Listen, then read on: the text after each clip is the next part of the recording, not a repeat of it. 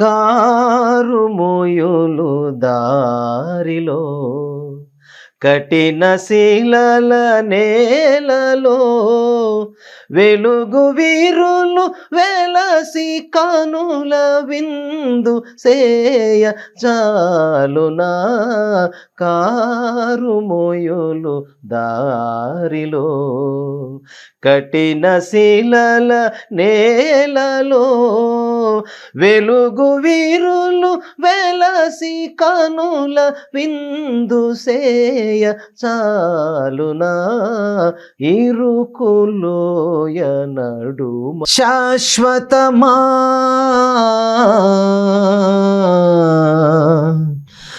ఈ దేహం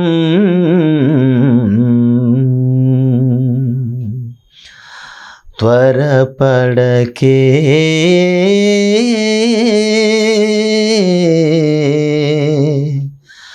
ఓ మనసా శాశ్వతమా ఈ దేహం త్వరపడకే ఓ మనసా శాశ్వతమా ఈ దేహం త్వరపడకే ఓ మనసా క్షణికమైన ఈ మనుగడలో పరుగులేలను అనుక్షణము క్షణికమైన ఈ మనుగడలో పరుగులేలను అనుక్షణము నీటిపై చేరిన బుడగవోలెను నీటిపై చేరిన బుడగవోలెను దేహము ఏ వేళ చితికిపోవునో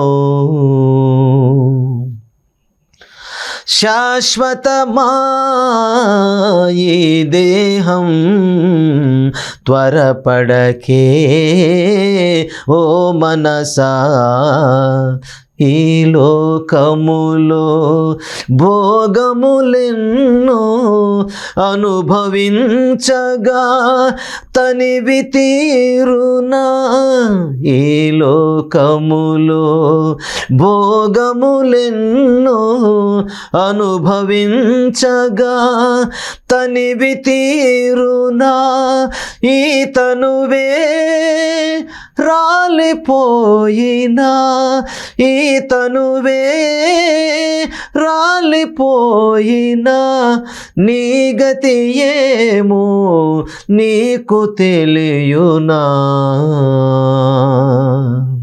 రక్షకుడైన క్రీస్తు పరిశుద్ధ నామములో అందరికీ శుభాభివందనాలు తెలియజేసుకుంటున్నాం. ప్రియ సహోదరి సహోదరులారా, యాత్రికుడు కార్యక్రమానికి మీకు స్వాగతం పలుకుతున్నాం.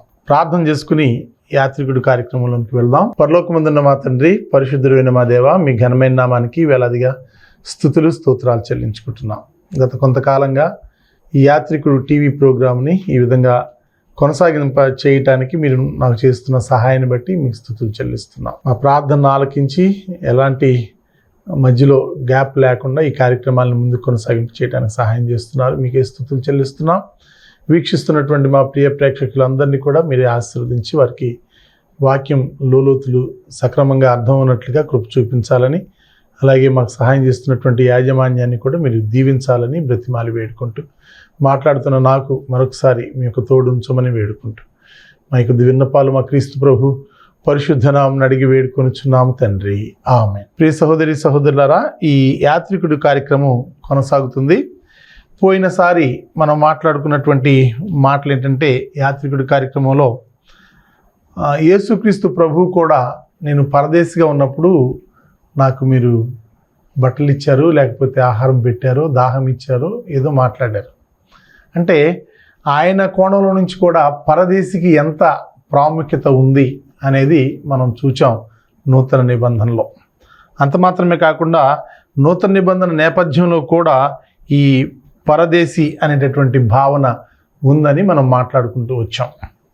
రండి, ఈరోజు జరుగుతున్నటువంటి ఈ ఎపిసోడ్లో యాత్రికుడికి సంబంధించి నూతన నిబంధనలో స్థానిక సంఘం యొక్క స్వరూపం మనం మాట్లాడుకుంటే ప్రారంభ దశకంలో అంటే మొదటి శతాబ్దంలో సంఘం మొదటి 100 సంవత్సరాల లోపే 33 ఏడి ప్రారంభమైంది. ప్రారంభించిన దగ్గర నుంచి ఇప్పటి వరకు కూడా కొనసాగుతున్నటువంటి నూతన కోణం ఏంటంటే సంఘస్థులైనటువంటి వాళ్ళు క్రీస్తు ప్రభు శరీరంలో అవయవాలుగా మారినటువంటి బిడ్డలు నూతన యాత్రికులు అనే విషయం. పాత నిబంధనలో కూడా యాత్రికులు అనే మాట ఉంది. అలాగే కొత్త నిబంధనలో కూడా వీళ్ళని నూతన యాత్రికులుగా పరిగణించారు. దీనిలో నూతన నిబంధన ప్రారంభ సంఘంలో ఉన్నటువంటి మాటలు మనం చూస్తున్నాం. పరదేశులుగా పరవాసులుగా పాత నిబంధనలో ఎక్స్ప్లెయిన్ చేయబడినటువంటి దేవుని ప్రజలకు సంబంధించి అదే మరలా పునర్నిర్వచించబడింది నూతన నిబంధనలో. అదే పరదేశి అనేటటువంటి భావన. దీనిలో ఈనాటి కొరకు పేతురు రాసిన మొదటి పత్రిక మొదటి అధ్యాయంలో 1-2 వచనాలు నేను మీ కొరకు చదువుతున్నా. యేసుక్రీస్తు అపోస్తుడైన పేతురు తండ్రి అయిన దేవుని భవిష్యత్ జ్ఞానమును బట్టి ఆత్మ వలన పరిశుద్ధత పొందిన వారై విధేయులగుటకును యేసుక్రీస్తు రక్తం వలన ప్రోక్షింపబడుటకును ఏర్పరచబడిన వారికి అనగా పొంతు, గలతియ, కప్పదోకియ, ఆసియా, బితునియా అను దేశములందు చెదిరిన వారిలో చేరిన యాత్రికులకు శుభమని చెప్పి వ్రాయినది. మీకు కృపయు సమాధానమును విస్తరిల్లునుగాక. ప్రియ సహోదరి సహోదరులారా, నూతన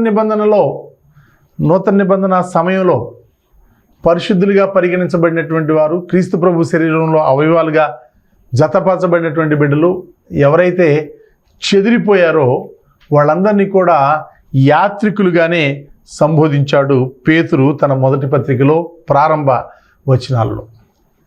వాళ్ళందరూ కూడా యాత్రికులే. అదే నేను చెప్తున్నా కదా, గెర్ అనేటటువంటి పదాన్ని వాడాడు, పరదేశీ అనే పదాన్ని వాడాడు. ఇంకా పేతురు వీళ్ళకి ఇచ్చేటటువంటి సలహాలు సూచనలు ఏంటంటే మొదటి పేతురే 2వ అధ్యాయంలో 11-12 వచనాలు చదువుతున్నాను నేను. ప్రియులారా, మీరు పరదేశులను యాత్రికులనై ఉన్నారు కనుక ఆత్మకు విరోధంగా పోరాడు శరీరాశలను విసర్జించి. ఈ మాటలు మీకు జ్ఞాపకం ఉందో లేదో యాత్రికుడు కార్యక్రమం ప్రారంభ ఎపిసోడ్స్లో మనం మాట్లాడాం. కొంతకాలం వరకు ఉపోద్ఘాతంగా మాట్లాడుకుంటూ వచ్చాం. గత 2-3 ఎపిసోడ్స్గా కొంచెం లోతుగా ఈ మూలభావాల్లోకి మనం వెళ్ళి మాట్లాడుతున్నాం. ఇక్కడ ప్రియులారా, మీరు పరదేశులను యాత్రికులనై ఉన్నారు కనుక ఆత్మకు విరోధంగా పోరాడు శరీరాశలను విసర్జించి. ఈ లోకంలో పరదేశులుగా ఉన్నవారికి చాలా ఇబ్బందులు ఉన్నాయి. ఆత్మ మీద ఆధారపడి శారీరక విషయాలను పరిత్యజించి, ఇంకా మాట్లాడాలంటే విసర్జించి, శరీర విషయాలను చంపి ముందుకు కొనసాగితే తప్ప ఒక వ్యక్తి పూర్తిగా ఆత్మీయతలో ఎదగటం, పరిణతి చెందటం అనేది చాలా చాలా కష్టం అన్నమాట. 12వ వచనం చదువుతున్నాం చూడండి. అన్యజనులు మిమ్మును ఏ విషయంలో దుర్మార్గులను దూషింతురో ఆ విషయంలో వారు మీ సత్క్రియలను చూచి వాటిని బట్టి దర్శన దినమున దేవుని మహిమపరచునట్లు వారి మధ్యను మంచి ప్రవర్తన గలవారై ఉండవలనని మిమ్మును బతిమాలుకొనుచున్నాను. ప్రియ సహోదరి సహోదరులారా, అన్యజనులు అనే మాట, అన్యజనులు ఎవరైతే యూదులు కాదో వారందరూ అన్యజనులే. ఇక్కడ కూడా పేతురు అనేటటువంటి మాట ఏంటంటే అన్యజనులు ఎవరైతే పరిశుద్ధులు కాదో వాళ్ళను కూడా అన్యజనులుగా పిలుస్తున్నారు. కనుక ఈ ఎపిసోడ్లో ముందు కొనసాగుతున్నటువంటి పాయింట్ బై పాయింట్ మీ ముందు ఉంచుతున్నాను చూడండి. నూతన నిబంధన విషయాల్లో కూడా ఈ పరదేశి అనేటటువంటి భావన, ఈ యాత్రికుడు అనేటటువంటి భావన మరలా పునర్నిర్వచించబడింది. దాని ఉద్దేశం ఏంటంటే పాత నిబంధనలో ఉన్నదే కొత్త నిబంధనలో కూడా కొనసాగుతుంది అనే విషయాన్ని గమనించండి. హెబ్రీయులకు రాసిన పత్రిక 11వ అధ్యాయం అనగానే విశ్వాస వీరుల అధ్యాయంలో ఈ భాగాన్ని కూడా మీ ముందు నేను ప్రారంభంలోనే ఉంచాను. 13-16 వచనాలు. వీరందరూ ఆ వాగ్దానముల ఫలము అనుభవింపకపోయినను దూరము నుండి చూచి వందనము చేసి తాము భూమి మీద పరదేశులను యాత్రికులమై ఉన్నామని ఒప్పుకొని విశ్వాసము గలవారే మృతి పొందిరి. మరింత శ్రేష్టమైనటువంటి దేశం కోసం వాళ్ళు ప్రయాసపడ్డారు. 13-16 వచనాలు చాలా ప్రాముఖ్యమైనటువంటి వచనాలు. అనేక మంది పెద్దలు వివరించినటువంటి వచనాలు, ముఖ్యంగా ఎవరైనా చనిపోయినప్పుడు తీసుకొచ్చినటువంటి భావోద్వేగమైనటువంటి ప్రసంగాలను మనం విన్నాం. దీనిలో ఒక మాటను మనం గుర్తుపెట్టుకుందాం. అదేంటంటే, ఈ భూమి మీద ఉన్నటువంటి భూభాగాన్ని రీచ్ అవటం మాత్రమే కాకుండా, అంటే వాళ్ళు ఒకప్పుడు ఐగుప్తులో ఉన్నారు, అక్కడి నుండి యాత్ర చేసి వాళ్ళ సొంత దేశమైనటువంటి స్వదేశమైనటువంటి కానాను ప్రాంతానికి వచ్చారు. అప్పటికి వేరే జాతులు వాళ్ళందరూ అక్కడ ఉన్నారు. వాళ్ళందరినీ జయించి ఆక్రమించుకున్నారు, చీట్లేసి పంచుకున్నారు. బాగుంది. కానీ అప్పటికి కూడా వాళ్ళు పరదేశులే. ఇక్కడి నుండి ఈ భౌతికమైనటువంటి భూభాగం నుంచి ఆత్మకు సంబంధించినటువంటి పరలోకాన్ని, ఏదైతే మనం స్వదేశం అని పిలుస్తున్నామో ఆ స్వదేశాన్ని చేరుకోగలగాలి అని అంటే ఈ భౌతికమైనటువంటి శరీరం పనిచేయదనుకోండి, కానీ ఆత్మ మాత్రం చాలా భద్రంగా సొంత దేశానికి చేరుకోవాలి అనేటటువంటి ఆలోచన. కనుక ఈ విదేశం నుంచి స్వదేశానికి, ఈ ఈ ఇక్కడ ఉన్నటువంటి పరదేశం నుంచి పరలోకానికి, నిత్యం ఉండేటటువంటి లోకానికి, ఇంకా చెప్పాలంటే నిత్యత్వానికి చేరుకోవాలి. ఇంగ్లీష్లో ఒక మంచి పదం ఉంది, అదేంటంటే ఎటర్నిటీ అనేటటువంటి పదం. నిత్యత్వానికి చేరుకోవాలి. ఆ నిత్యత్వంలో ఏముంటుందంటే ఇంకేమీ మార్పులు ఉండవు. ఎప్పటికీ కూడా మళ్ళీ ఎటువంటి ఏ ప్రాసెస్ ఉండదు. ఎప్పటికి కూడా దేవునితో కలిసి మనందరం కూడా సంతోషంగా, సమాధానంగా, పరిశుద్ధుడు పరిశుద్ధుడు అని మాట్లాడుతూ ముందుకు కొనసాగుతాం. ఆకలి దప్పులు ఉండవు, కన్నీరు ఉండదు, ఆలోచన ఉండదు, భయం ఉండదు. ఎలాంటి మంచి స్థితి అండి, ఎలాంటి మంచి స్థితి. ప్రియ సహోదరి సహోదరులారా, తర్వాత ఇంకొక విషయాన్ని కొంచెం ముందుకు మనం వెళ్ళి చూస్తే, దీనికి వేదాంతపరమైనటువంటి తాత్పర్యం. అంటే వేదాంతం అనగానే హిందూ మాటలోనికి వెళ్ళిపోతున్నాను అనుకోబాకండి. అంటే పరిశుద్ధ గ్రంథానికి సంబంధించినటువంటి తాత్పర్యం. కొత్త పౌరసత్వం అని అన్నారు. కొత్త పౌరసత్వం. ఎక్కడ కొత్త పౌరసత్వం ఉంది? ఇక్కడ ఉన్నటువంటి ఈ పౌరసత్వం కాదు, కొత్త పౌరసత్వానికి వెళ్ళాలి. పౌలు ఫిలిప్పీలకు రాసిన పత్రికలో ఆయన మాట్లాడిన మాట, కోర్స్ ఇవన్నీ కూడా ప్రారంభంలో నేను మీకు చెప్పినవే, కానీ ఒక క్రమంలో అవసరం కాబట్టి మరలా నేను తిరిగి చదవటానికి ఇష్టపడుతున్నాను అన్నమాట. దీనిలో ఫిలిప్పీలకు రాసిన పత్రిక 3వ అధ్యాయం 20వ వచనాన్ని చదువుతున్నాను, చూడండి. మన పౌరస్థితి పరలోకమందున్నది, అక్కడ నుండి ప్రభు అయిన యేసుక్రీస్తును రక్షకుని నిమిత్తము కనిపెట్టుకుని ఉన్నాము. పౌరస్థితి ఇక్కడ లేదు, పరలోకంలో ఉంది. అక్కడి నుంచి యేసుక్రీస్తు ప్రభు అనేటటువంటి ఒక రక్షకుడు వస్తాడు. ఆయనే మనల్ని తీసుకెళ్తాడు. మనకి ఎక్కడికి వెళ్ళాలో తెలియదు. ఆయన మధ్యాకాశానికి వస్తాడు, మనకంటే ముందుగా చనిపోయిన వారిని తీసుకొస్తాడు. మనం కూడా వెళ్ళి ఆయన ఎదుర్కొని వారందరం కలిసి పరలోకానికి ఆయనే తీసుకువెళ్తాడు. కనుక ప్రియ సహోదరి సహోదరుల, మన పౌరస్థితి పరలోకమందున్నది, అక్కడ నుండి ప్రభు అయిన యేసుక్రీస్తును రక్షకుని నిమిత్తము కనిపెట్టుకొని ఉన్నాము. సమస్తమును, ఇంకొక వచనం చదవాలంటే, సమస్తమును తనకు లోబరుచుకున్న జారిన శక్తిని బట్టి ఆయన మన దీన శరీరమును తన మహిమ గల శరీరమునకు సమరూపము గల దానిగా మార్చును. ఈ ప్రాసెస్ కావాలి మధ్యలో. ఇది దీన శరీరమే. రక్తమాంసాలు పరలోక రాజ్యాన్ని స్వతంత్రించుకోవు, దేవుని రాజ్యాన్ని స్వతంత్రించుకొని నేరవు. కనుక మన దీన శరీరాన్ని ఆయన మహిమ గల శరీరానికి సమరూపంగా మధ్యలో మార్చాలి. కనురెప్పపాటును మారుతారంటారే, అదనమాట. అప్పుడే పరలోకానికి, అంటే మన స్వదేశానికి మనం అర్హులు అవుతాము. కనుక అపోస్తలుడైన పౌలు కానీ పేతురు కానీ చాలా విధాలుగా, చాలా కోణాల్లో నుంచి చాలా వివరంగా చెప్పారు ఒక వ్యక్తి యొక్క స్థితిని గురించి. ఈ భూలోకంలో ఉన్నంతకాలం మనందరం కూడా పరదేశులమే. అంత మాత్రమే కాదు, దేవునికి రాయబారులం కూడా అనే విషయాన్ని గమనించాలి. కొరింథీయులకు రాసిన 2వ పత్రిక 5వ అధ్యాయం 20వ వచనంలో పౌలు ఇలా మాట్లాడుతున్నాడు. అదేంటంటే, కావున దేవుడు మా ద్వారా వేడుకున్నట్టు మేము క్రీస్తుకి రాయబారులమై. అదేంటండి, అపోస్తలుడైన పౌలు కదా నేను రాయబారిని, లేకపోతే అపోస్తలులైనటువంటి మేము రాయబారులు అన్నారు, మీరేంటి మనం రాయబారులు అంటున్నారంటే దానికి ఒక వివరణ ఉంది. అదేంటంటే, యేసుక్రీస్తు ప్రభు ఏం చెప్పాడంటే, శిష్యులందరినీ పిలిచి, 12 మంది శిష్యుల్ని పిలిచి, మీరు వెళ్ళి సర్వలోకానికి సర్వసృష్టికి సువార్తను ప్రకటించండి. నేను మీకు ఏ విషయాలను ఆజ్ఞాపించుతునో అవన్నీ వారు గైకొన వల్లని చెప్పండి. అంటే అపోస్తులకు ఏ ఆజ్ఞలైతే ఇవ్వబడినాయో అవన్నీ సాధారణ పౌరులకు కూడా ఇవ్వబడినాయి. ఒకే వ్యక్తి చేయాలి, మిగతా వాళ్ళందరూ చేయకూడదని స్థానిక సంఘాల్లో ఉన్నటువంటి భావన కాదు. కనుక వాళ్ళు మాత్రమే యేసుక్రీస్తు ప్రభుకి రాయబారి కాదు, మనం కూడా రాయబారులమే. మన బ్రతుకు రాయబారమే, రాయబారిగానే వాడవచ్చు. కనుక మన జీవితంలో మనం కనుక జాగ్రత్తగా ఉండి ముందుకి కొనసాగగలిగితే మన జీవితమే ఎదుటివారికి క్రీస్తుకి మధ్యలో ఒక రాయబారత్వం చేసేటటువంటి ఒక జీవితంగా వెలుగొందటానికి అవకాశం ఉంది. మనం నోటితో చెప్పాల్సిన అవసరం లేదు. స్టైల్ ఆఫ్ లైఫే.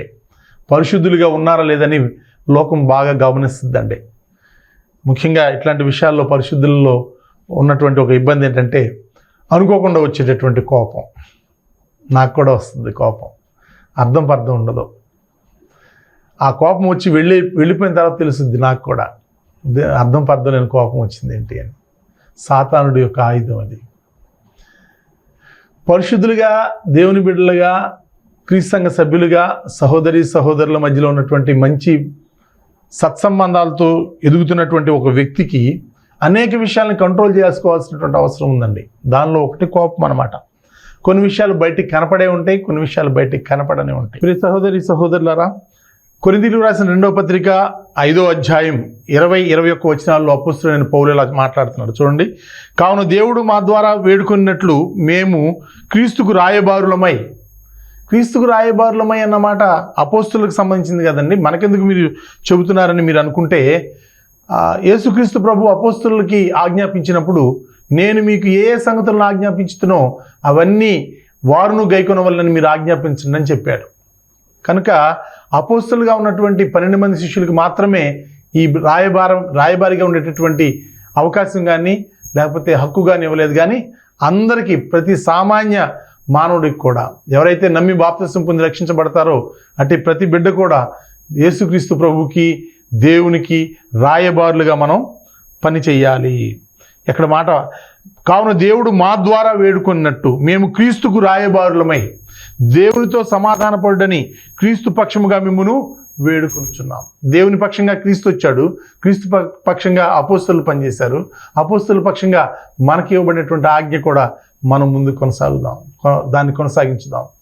ఎలాగంటే మనం కూడా రాయబారులుగా పనిచేయచ్చు దేవునికి, క్రీస్తుకి తరపున. అది ఎందుకంటే 21వ వచనం, ఎందుకనగా మనం ఆయన యందు దేవుని నీతి ఎగునట్లు పాపమెరుగని ఆయనను మన కోసం పాపముగా చేశాం. దేవుని నీతి అవ్వటం అంటే అంత ఈజీ కాదండి. ఒక మనిషి దేవుని నీతిగా మారటం అంటే అంత ఈజీ కాదు. కానీ మార్గం ద్వారా మీరు నేను ఖచ్చితంగా నడవాల్సిందే, ఒకనాటికి పరిణతి చెందాల్సిందే. నా బ్రతుకు అలా కుదరదులే, నా బ్రతుకు మధ్యలోనే ఆగిపోద్దులంటే కుదరదు. కనుక ప్రియ సహోదరులారా, ఈ లోకంలో ఉన్నటువంటి ప్రతి విశ్వాసి కూడా పరదేశీ, అంత మాత్రమే కాదు క్రీస్తుకు రాయబారిగా పనిచేయాల్సినటువంటి అవసరం ఉంది. అలాగే ఎఫెసీయులకు రాసిన పత్రిక 2వ అధ్యాయం 11 నుండి 22 వచనాలను మనం చూస్తే కొంచెం ఎక్కువ పెద్ద కాంటెక్స్టే, కానీ కొంచెం నేను వివరించి అవసరమైన చోట ముందుకు వెళ్తూ ఉంటా. చూడండి, ఎఫెసీయులకు రాసిన పత్రిక 2వ అధ్యాయం 11 నుండి 22 వచనాలు. ఇది లాంగ్ కాంటెక్స్ట్. ఈ లాంగ్ కాంటెక్స్ట్లో చాలా కొత్త విషయాలను మనం తెలుసుకుంటాం. దాంతోపాటు పాత విషయాలతోటి దాన్ని మెర్జ్ చేసే కార్యక్రమాన్ని మనం చేద్దాం. 11వ వచనం నుంచి, కాబట్టి మునుపు శరీర విషయంలో అన్యజనులై ఉండి, ఈయన ఎవరితో మాట్లాడుతున్నాడంటే ఎఫెసీలో ఉన్నటువంటి పరిశుద్ధులతో మాట్లాడుతున్నాడు. చూడండి, నేను చదువుతాను. ఎఫెసీ రాసిన పత్రిక 1వ అధ్యాయం 1వ వచనంలో ఏమని సంబోధించాడు చూడండి. దేవుని చిత్తం వలన క్రీస్తు యేసు అపోస్తలుడైన పౌలు ఎఫెసీలో ఉన్న పరిశుద్ధులను క్రీస్తు యేసునందు విశ్వాసులైన వారికి శుభమని చెప్పి వ్రాయినది. వాళ్ళు పరిశుద్ధులే, విశ్వాసులే, కానీ వారికి కూడా కొన్ని విషయాలను రాయాల్సిన అవసరం ఉంది. మనం అనుకుంటాం పరిశుద్ధుని కాబట్టి, పరిశుద్ధురాలని కాబట్టి ఏం పర్వాలేదు అనుకుంటాం, కానీ మనకు తెలియకుండానే చాలా విషయాలు మనం నేర్చుకోవాల్సినటువంటి అవసరం ఉంది. ఆయన ఏమంటున్నాడంటే 11వ వచనం, 2వ అధ్యాయం 11వ వచనం నుంచి వాళ్ళ యొక్క నిజస్వరూపాన్ని, వాళ్ళ యొక్క గత విషయాల్ని వాళ్ళతో ఒకసారి మరలా గుర్తు చేస్తున్నాడు. కాబట్టి మునుపు శరీర విషయంలో అన్యజనులై ఉండి శరీరమందు చేతితో చేయబడిన సున్నతి గలవారు అనబడిన వారి చేత సున్నతి లేనివారు అనబడిన మీరు. 2 గ్రూపులు అండి. అప్పుడు సున్నతి గలవారు ఎవరంటే యూదులు, సున్నతి లేనివారు ఎవరంటే అన్యజనులు. ఎవరంటే ఎవరైతే యూదులు కాదో వాళ్ళు అన్యజనులు. ఆ కాలమందు ఇశ్రాయేలుతో సహపౌరులు కాక పరదేశులను, చూడండి ఈ మాట వచ్చింది మళ్ళీ ఇక్కడ. ఓహో, ఈ మాట కోసం ఈయన వెళ్తున్నాడు అని అనుకోకుండా అప్పటి అన్యజనుల స్థితి, పరదేశులను, వాగ్దాన నిబంధనలు లేని పరజనులను, నిరీక్షణ లేని వారును. అయ్యో, నిరీక్షణ లేని వారు ఇప్పుడు ఏమవుతారు చెప్పనా? ఆత్మహత్యకు గురవుతారు. నేను బ్రతుకుతాననే నిరీక్షణ లేకపోతే, నేను ముందుకు వెళ్తానని నిరీక్షణ లేకపోతే ఆత్మహత్యకు గురవుతారండి. అలా కాదు. ఒకప్పుడు నిరీక్షణ లేనటువంటి మనం ఇప్పుడు నిరీక్షణ ఉంది. నిరీక్షణ లేనివారును లోకమందు దేవుడు లేనివారునై ఉండి క్రీస్తుకు దూరస్తులై ఉంటారని మీరు జ్ఞాపకము చేసుకొనుడి. అయినను మునుపు దూరస్తులైన మీరు ఇప్పుడు క్రీస్తు యేసునందు క్రీస్తు రక్తం వలన సమీపస్తులై ఉన్నారు.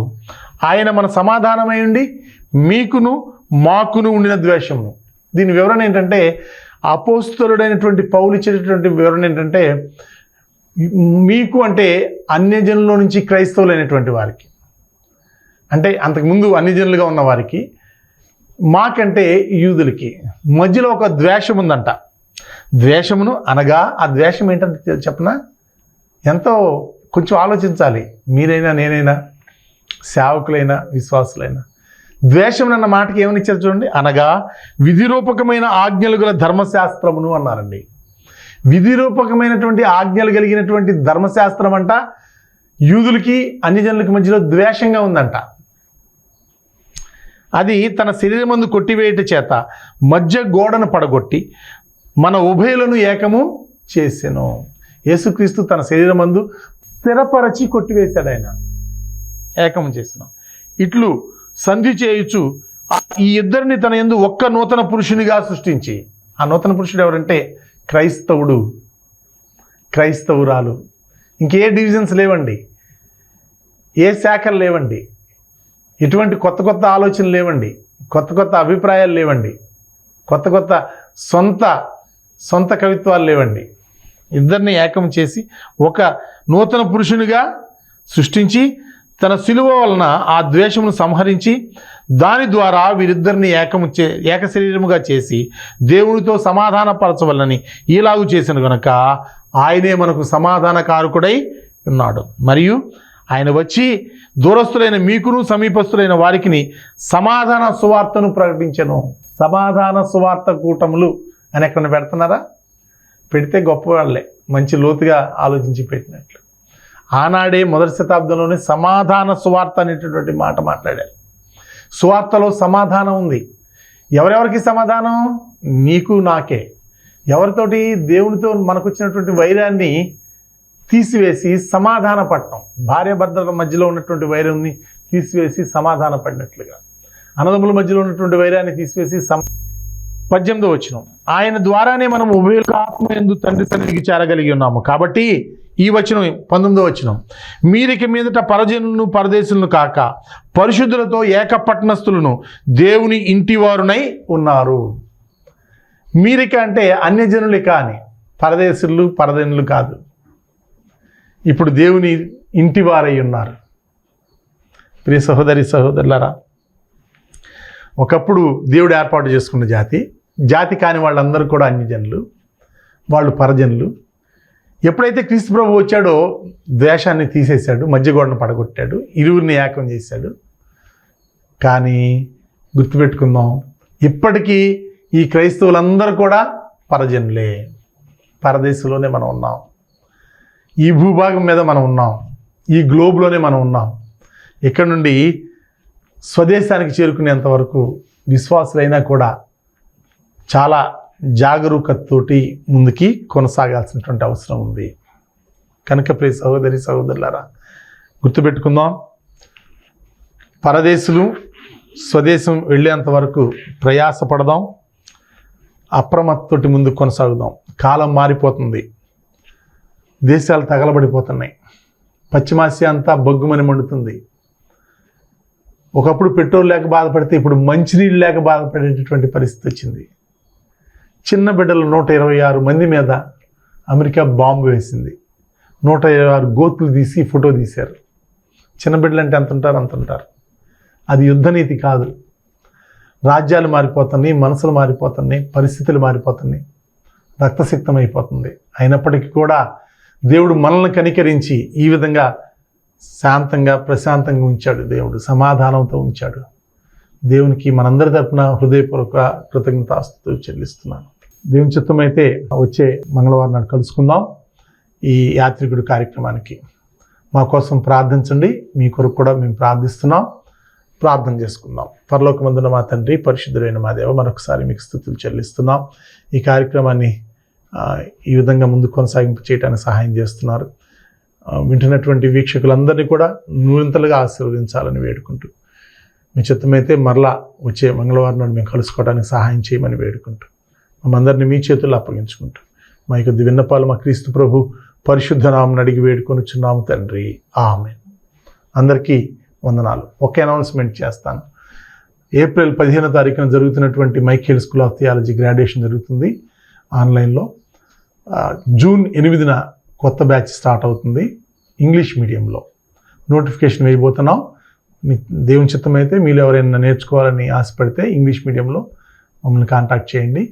మేము తప్పకుండా మీకు సహాయం చేస్తాం. అందరికీ వందనాలు. అలాగే 14 పత్రికలు రాశాడు పౌలు గారు. ఆయన కూడా చాలా విషయాలు తెలియజేశాడు. కొరింథీ సంఘానికి వచ్చేటాడు, కొరింథీయులారా, పరలోకం ఉన్నటువంటి విశ్వాసం మీకు లేదా? అన్ని జనులకైతే పరలోకానికి వెళ్ళవలనేటువంటి విశ్వాసం ఉంటుంది, మీకు విశ్వాసము లేదా? మీరు పరలోకానికి వెళతారు, కానీ మీరు ఏం చేయాలంటే నేను చెప్పిన బోధ యందు మీరు నమ్మకం ఉంచండి, విశ్వాసము కలిగి ఉండండి. ఇలాంటి బోధనే మీరు కూడా బయటికి వెళ్ళేటప్పుడు మీరు బోధించండి అంటాడు. కాబట్టి అందుకనే వరల్డ్ ఇంగ్లీష్ ఇన్స్టిట్యూట్లో ఉన్నటువంటి వాళ్ళందరికీ, ఉపాధ్యాయులకి, టీచర్స్కి తెలిసేసేదంటే ఒక్క మాట చెప్తాను. చివరిగా 15వ అధ్యాయం 1 కొరింథీయులకు రాసిన పత్రిక ఆఖరి వచనం 58వ వచనం ఉంటుంది. మనం ఎప్పుడైతే దేవుని యొక్క పని చేస్తామో ఆ పని చేసేటోళ్ళందరికీ ఒక మాటని చాలా చక్కగా పౌలు గారు హెచ్చరించాడు. ఎందుకంటే ఒక్కసారి నేను చెప్పడమే కాదు కానీ ఆ వచనాన్ని చదివి ఎవరైనా వినిపించండి. ఎందుకంటే ఈ వాక్యాన్ని ఇదిగో ఇక్కడ ఉన్నటువంటి శాంసన్ రాజు గారి దగ్గర నేర్చుకున్న వాక్యాన్ని 15వ అధ్యాయం చూడండి 58లో నా ప్రియ సహోదరులారా, ఇక్కడ మీరు కొంచెం ఆగండి అయ్య గారు, నాగభూషణ్ గారు, నా ప్రియ సహోదరులారా, WI వరల్డ్ ఇంగ్లీష్ ఇన్స్టిట్యూట్లో ట్రైనింగ్ పొందినటువంటి విద్యార్థులు, స్టూడెంట్స్కి, ఉపాధ్యాయులకి, ప్రభువునందు మీ ప్రయాసము వ్యర్థము కాదని ఎరిగి స్థిరులను కదలని వారు ప్రభు కార్యాభివృద్ధికి ఎప్పటికీ ఆసక్తిలో ఉండండి, మీ బహుమానం మీకు వస్తుంది. సరే, ఈ బహుమానం ఎవరిస్తారు చెప్పండి? ప్రభు కుమార్ గారా, నేనా, లేదా ఇక్కడ మా దగ్గర మీరు ఇస్తామంటే కాదు. కానీ మీకు బహుమానం ఇచ్చేది ఎవరో? దేవుడైనా యెహోవా. ఆ బహుమానం కొరకు మీ యొక్క పరుగును పరిగెత్తండి. దేవుని యొక్క వాక్య విషయంలో అలసట లేకోకుండా ఎంతవరకు మీరు బోధించగలరో అంతవరకు సామర్థ్యత కలిగి గ్రహించాలని, దేవుని యొక్క వాక్యాన్ని బోధించేటువంటి ఆ సామర్థ్యత మీలో ఉంటుంది. ఎందుకంటే వరల్డ్ ఇంగ్లీష్ ఇన్స్టిట్యూట్లో ప్రభు కుమార్ గారి ద్వారా మీరు చాలా విషయాలు వినుంటారు. కాబట్టి అలాంటి సువార్తను బోధించేటువంటి సువార్థికులుగా తయారవ్వాలని మిమ్మల్ని కోరుకుంటున్నారు. ఈ అవకాశం ఇచ్చినటువంటి సహోదరులు ప్రభు కుమార్ గారు కూడా నా ప్రత్యేకమైనటువంటి వందనాలు తెలియజేస్తాను. సహోదరి సహోదరులారా, తెన్నేరు మరియు పునాదిపాడు క్రీస్తు సంఘాల ద్వారా జరుగుతున్న సేవా కార్యక్రమాలు. మొదటిది world English institute India, free English language teaching. రెండవది Michael school of theology, Bible teaching. మూడవది Dorcas foundation for downtrodden women program. నాలుగవది టీవీ ప్రోగ్రాం యాత్రికుడు తెలుగులో, లైఫ్ ఆఫ్ క్రైస్ట్ ఇంగ్లీష్లో ప్రతి మంగళవారం రాత్రి 8 గంటల నుంచి 8:30 నిమిషాల వరకు ప్రార్థనా ఛానల్ ద్వారా ప్రసారం చేయబడుతున్నాయి. 5వది యంగ్ ప్రీచర్స్ అసోసియేషన్. 6వది యాత్రికుడు టీవీ క్లబ్. 7వది podcast masters word in the miserable world. 8వదిగా monthly Zoom meeting subject life of Christ, ప్రతి నెల చివరి మంగళవారం రాత్రి 7 గంటల నుంచి 8:30 వరకు. 9వదిగా పర్సనల్ ఎవాంజలిజం వ్యక్తిగత సువార్త సేవ. 10వదిగా పబ్లిక్ గాస్పెల్ మీటింగ్స్ సువార్త సదస్సులు. వీటిల్లో దేనిలోనైనా మీరు పాల్గొనాలంటే మేము మనస్ఫూర్తిగా ఆహ్వానిస్తున్నాం. రండి, మాతో కలిసి ఈ కార్యక్రమాల్లో పాల్గొనండి. లేదా మీ దగ్గర ఈ కార్యక్రమాల్లో ఏదైనా జరపబడాలి అంటే దయచేసి మా వాట్సాప్ నెంబర్కి సంప్రదించండి.